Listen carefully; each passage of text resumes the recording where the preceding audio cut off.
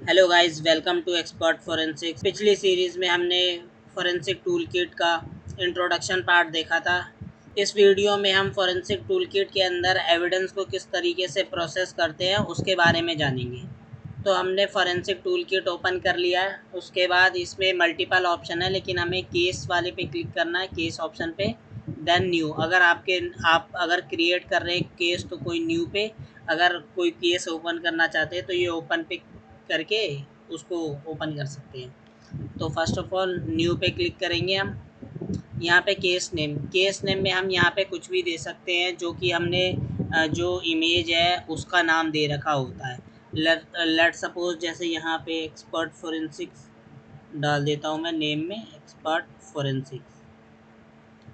यहाँ पे आप रेफरेंस में कुछ भी लिख सकते हैं, डिस्क्रिप्शन में आप उसके बारे में डिस्क्राइब कर सकते हैं, वरना इसको ब्लैंक भी छोड़ सकते हैं। यहाँ प्रोसेसिंग प्रोफाइल में ये डिफरेंट डिफरेंट प्रोसेसिंग प्रोफाइल है। ये सब बेसिकली इस ऑप्शन का यूज़ मैं अभी थोड़ी देर में बताऊंगा कि ये ऑप्शंस हैं ये क्या होते हैं। ठीक है, अभी हम इसे ओके कर देते हैं किसी भी एक प्रोसेसिंग प्रोफाइल पे क्लिक करके। अभी ये केस क्रिएट हो रहा है। जैसे ही केस क्रिएट हो जाएगा उसके बाद इसमें हमें उस इमेज को लोड करना होगा। देन एविडेंस पे जाके हम ऐड या रिमूव कर रहे हैं, तो हम यहाँ पे एविडेंस ऐड कर रहे हैं। एविडेंस ऐड करने का मतलब है हम यहाँ पे वो इमेज ऐड कर रहे हैं जिसे हमें प्रोसेस करना है। तो मैंने यहाँ उस इमेज को सेलेक्ट कर लिया, उसने इस इमेज के बारे में बता दिया। अब मेरे पास यहाँ पे देखिए टाइम जोन सबसे ज़रूरी है, हमें वो टाइम जोन सेलेक्ट करना है। देन एविडेंस कैटेगरी के अंदर जैसे मुझे पता है कि ये विंडोज़ है या मैक है या एंड्रॉयड आईओएस कुछ भी है, तो मैं यहाँ पे एविडेंस की कैटेगरी दे सकता हूँ या ऑटो डिटेक्ट पे इसको छोड़ सकता हूँ। तो मैं यहाँ पे कुछ भी ऑप्शन ले सकते हैं। रिफाइनमेंट, इसमें ये 4 ऑप्शन है। लैंग्वेज सेटिंग्स तो हम स्टार्टिंग में ही दे चुके हैं। उसके बाद ये व्यू एविडेंस इन्फो है कि जो हमने एविडेंस किया है उसका इंफॉर्मेशन मिलेगा ये हमें, मतलब उसकी हैश रिपोर्ट है एक तरीके से। थर्ड है रिफाइनमेंट ऑप्शन।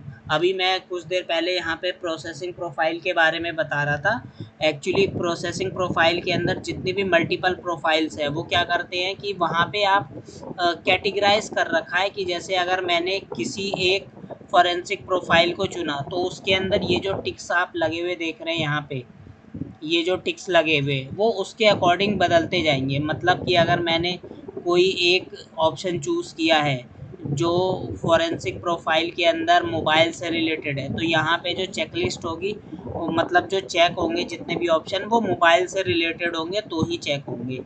तो वो उसके बेस पे कैटेगराइज है वहाँ पे। तो हम वहाँ से चुन के कोई सा भी फॉरेंसिक प्रोफाइल चुन के यहाँ से हम अपने अनुसार वो चीज़ें चेंज कर सकते हैं। तो हमें ये 2 हैश लेना कंपल्सरी कह सकते हैं कि हम किसी भी फ़ाइल की मतलब इंटीग्रिटी या उसके वो टेम्पर्ड हुई है या नहीं हुई है उसके बारे में पता कर सकते हैं बेसिकली। उसके बाद हम यहाँ से इतने सारे ऑप्शंस होते हैं, हम इनमें से जिस जिस ऑप्शन की हमें ज़रूरत है हम वो ऑप्शन सेलेक्ट कर लेते हैं। मैं आपको एक मतलब ओवरव्यू दे देता हूँ किसी जो मेन ऑप्शंस होते हैं उनका। जैसे ये हमारे पास सर्च टेक्स्ट इंडेक्स है। इसका मतलब है कि जब इमेज प्रोसेस हो जाएगी उसके बाद हमें एक सर्च मतलब एक इंडेक्स टाइप का वो दिख जाएगा आपको एक। उसके अंदर हम क्या कर सकते हैं, अपने कुछ कीवर्ड्स होते हैं उसके थ्रू इस इमेज के जो प्रोसेस हुआ है उसमें से हम उस पर्टिकुलर कीवर्ड के थ्रू वो डेटा सर्च कर सकते हैं। HEIC कन्वर्ज़न है कि अब क्या है कि इमेजेस में जो इमेज होती हैं वो जेपेग के फॉर्म में होती है, ठीक है, या आईफोन से होती है तो वो HEIC के फॉर्म में होती है। अब एंड्रॉयड में भी HEIC वर्ज़न आ गया है, तो ये कई विंडोज़ सिस्टम में ओपन नहीं होती है HEIC की इमेज, तो उसी के कन्वर्ज़न के लिए हम यहाँ पे ये टिक करते हैं। ठीक है, उसके बाद हमारा एक ये डेटा कार्व का ऑप्शन है। यहाँ से हम कार्विंग ऑप्शन चुनते हैं, मतलब कि अगर हमें किसी चीज़ का जैसे मान लीजिए कि हमें डेटा रिकवर करना है, ठीक है, या डेटा की कार्विंग करनी है, मतलब ज़्यादा से ज़्यादा वो डेटा आ पाए। जैसे मुझे ईमेल से डिलीटेड या कार्व डेटा चाहिए तो मैं मेनली ईमेल फ़ाइल सेलेक्ट करूँगा। अगर मुझे HTML फाइल्स चाहिए मतलब ब्राउज़र आर्टिफैक्ट्स चाहिए तो मैं HTML फाइल सेलेक्ट करूँगा। अगर मुझे JPEG चाहिए तो मैं JPEG करूँगा, PDF, PNG मतलब जिस टाइप की फ़ाइल की मुझे वहाँ पे रिकवरी में रिक्वायरमेंट है मैं उन फाइलों को सेलेक्ट करूँगा यहाँ से और उसे ओके कर दूँगा। ठीक है। देन हमारे पास नेक्स्ट आता है ये रजिस्ट्री रिपोर्ट। इसके अंदर मतलब रजिस्ट्री की रिपोर्ट बन जाती है। इंक्लूडेड डिलीटेड फाइल्स, अगर कोई डिलीटेड फाइल्स होती है वो यहाँ पे आ जाती हैं। और यहाँ पे जनरेट सिस्टम समरी, यहाँ पे जो सिस्टम की जो समरी होती है मतलब ओवरऑल इसमें मतलब कितनी किस किस वाईफाई से कनेक्ट था, नेटवर्क कनेक्शंस, ये सारी चीज़ें इसमें आ जाती हैं। तो अभी हम इसको जब एनालिसिस का पार्ट परफॉर्म होगा पूरी तरीके से तो उस पार्ट में हम इसको देखेंगे। हमारे पास ये कुछ मल्टीपल ऑप्शंस आ जाते हैं कि हमें फाइल सेलेक्ट या फ्री स्पेस को भी सिलेक्ट रखना है या नहीं। ये इंडेक्स का मतलब इसके अंदर हम किन किन चीज़ों को इंडेक्स कर रहे हैं मतलब कि उसको सर्चेबल फॉर्म में बना रहे हैं कि हम उसको कोई भी कीवर्ड देके उसको सर्च कर सकें। ठीक है। यहाँ पे रीस्टोर पॉइंट का मतलब है कि सिस्टम का बैकअप लेने से पहले अगर मतलब मैंने रीस्टोर कर दिया हो, जैसे देखिए मैंने 16/6/2025 को एक रीस्टोर पॉइंट बना रखा है और ये एक करंट का है। तो यहाँ पे जितने भी हमारे रीस्टोर पॉइंट्स होंगे वो सारे हमको यहाँ पे सेलेक्ट करने होंगे। तो जो मेरा रीस्टोर पॉइंट था वो OS NTFS 429 GB के इसके अंदर उसका बैकअप था। ठीक है, या रीस्टोर पॉइंट। अब मैंने इसको सेलेक्ट करके ओके कर दिया। ठीक है। अब मैं जैसे ही यहाँ से ओके करूँगा तो ये क्या है, इस एविडेंस को प्रोसेस करने लग जाएगा। जैसे ये देखते हैं अभी ये प्रोसेस करने लग गया। अब इसके अंदर आप देखिए ओवरऑल के अंदर तो ये बार ग्राफ एक तरीके का है, जिस तरीके से प्रोसेसिंग बढ़ती जाएगी वो ओवरऑल बढ़ते जाएगा।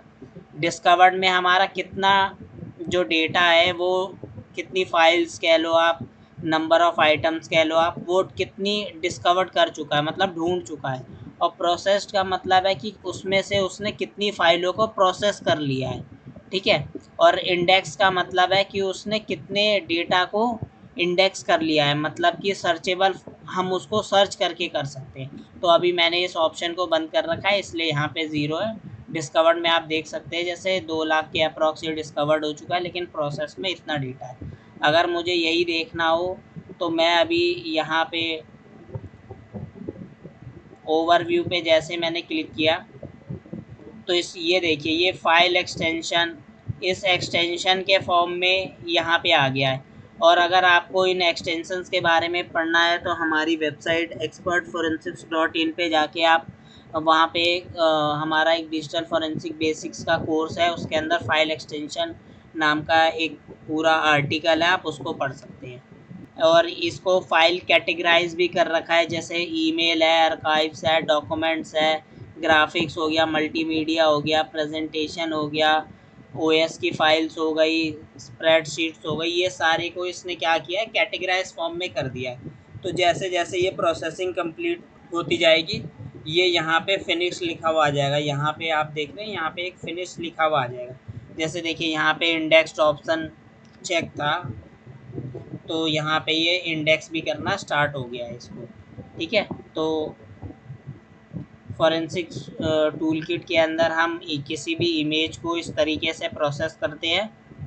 आगे आने वाली वीडियोस में हम एनालिसिस पार्ट को भी कवर करेंगे कि किस तरीके से हम उसको एनालिसिस करते हैं या फॉरेंसिक टूल किट के अंदर क्या क्या फ़ीचर हैं जो हम एक्सप्लोर कर सकते हैं। तब तक के लिए thanks for watching expert forensics.